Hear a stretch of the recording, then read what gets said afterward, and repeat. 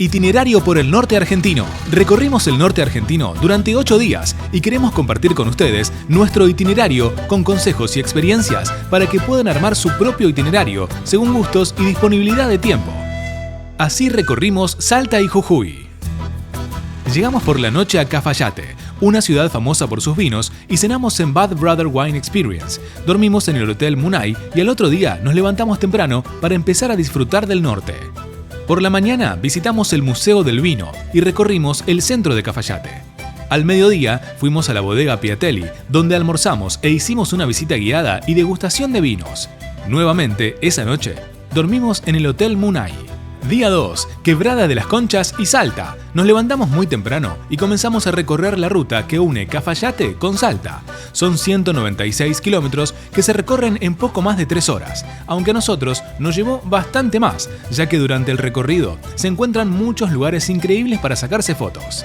El que más nos impresionó fue el anfiteatro, una formación rocosa natural famosa por su excelente acústica. Seguimos adelante y llegamos a una parada cinematográfica, un puente que aparece en la película argentina Relatos Salvajes. Continuamos nuestro viaje y llegamos a Salta. Rápidamente entendimos por qué su apodo Salta la Linda.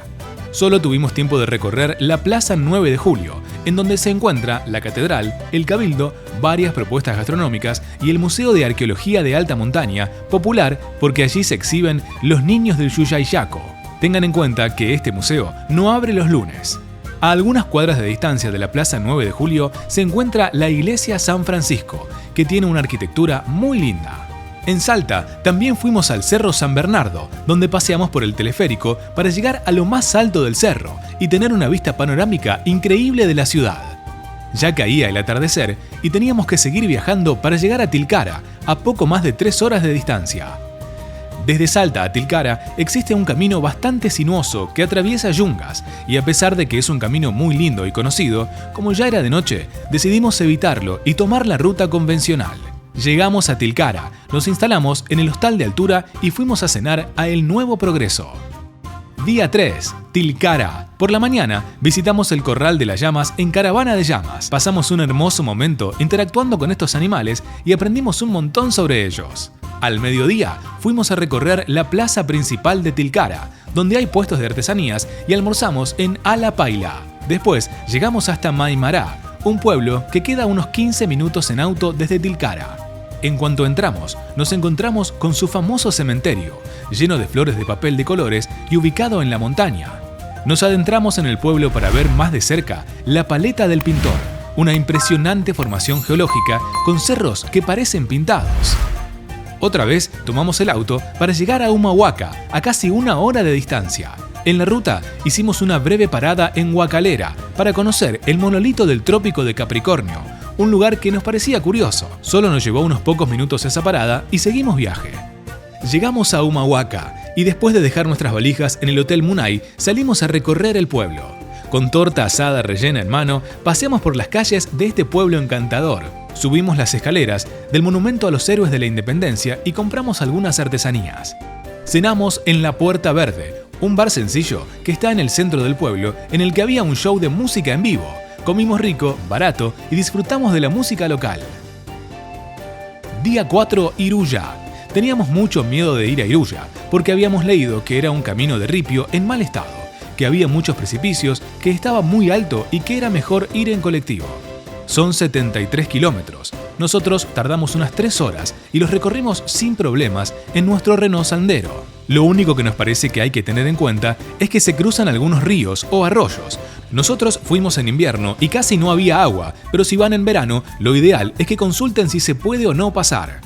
Nos alojamos en el Hotel Iruya, cerca del mediodía, tomamos lo que necesitamos, le pedimos a la gente del hotel que nos preparen unas empanadas para el camino y comenzamos a recorrer el sendero a San Isidro, un pueblo que está ubicado a unos 8 kilómetros de Iruya.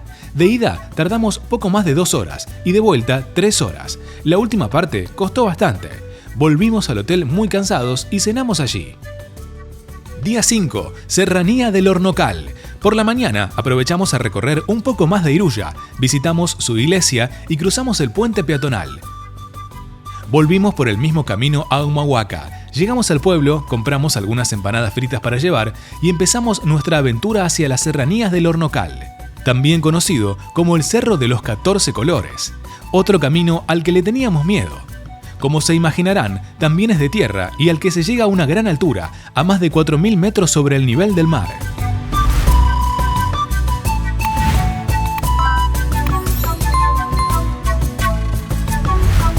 En distintos lugares del pueblo van a encontrar camionetas que les ofrecen llevarlos a las serranías del Hornocal, pero nosotros les recomendaríamos que se animen a hacerlo en su propio vehículo.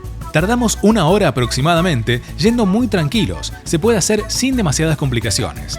Además, una vez que lleguen al lugar, van a poder quedarse el tiempo que quieran, sin estar condicionados por alguien que los espera. Tengan en cuenta que para ingresar hay que abonar una entrada muy económica y que el mirador tiene horario de cierre, así que les conviene planificar subir con tiempo. Luego de disfrutar de las hermosas vistas a estos cerros, viajamos alrededor de 1 hora hasta llegar a Purmamarca. Nos instalamos en el Hotel Luna Daniela. Nuestra habitación tenía un hermoso balcón ideal para ver las estrellas.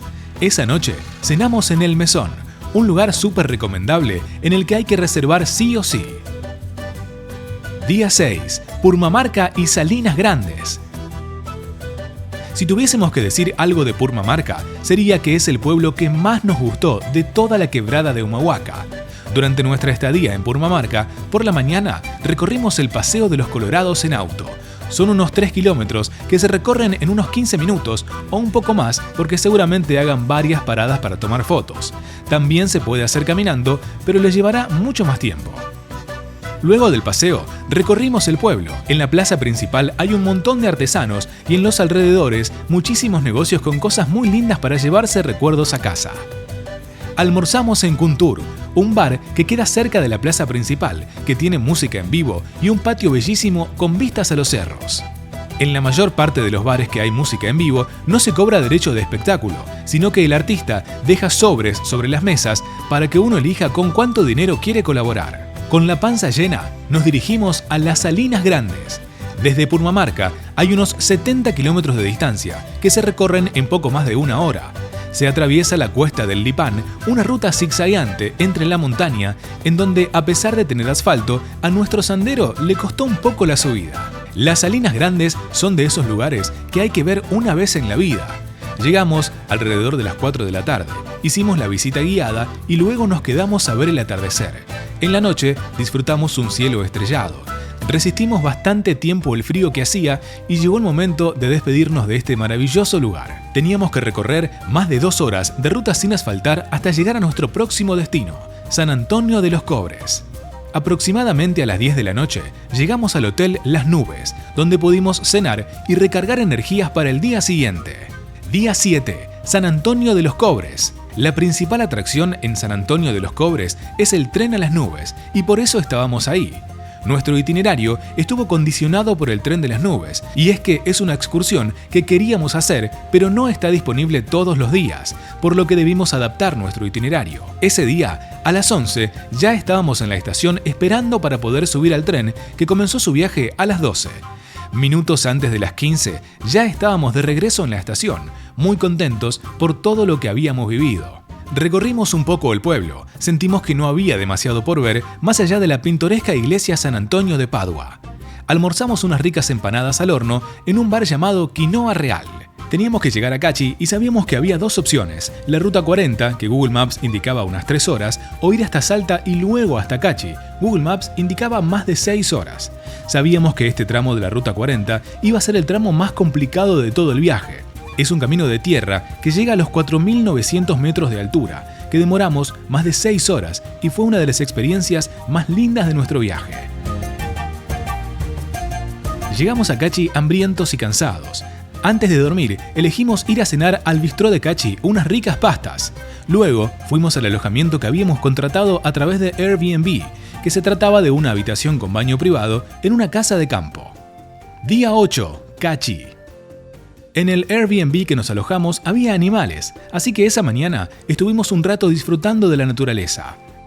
Al mediodía hicimos una parada en un lugar bastante curioso de Cachi, el Omnipuerto. Seguimos viaje hasta el centro del pueblo, donde recorrimos algunos negocios de artesanías, su plaza y su antigua iglesia. Teníamos reserva para almorzar en la bodega Puna. Comimos muy bien, en un lugar hermoso y por un precio razonable. Siendo ya casi las 5 de la tarde, comenzamos el tramo de la Ruta 40 que une Cachi con Cafayate.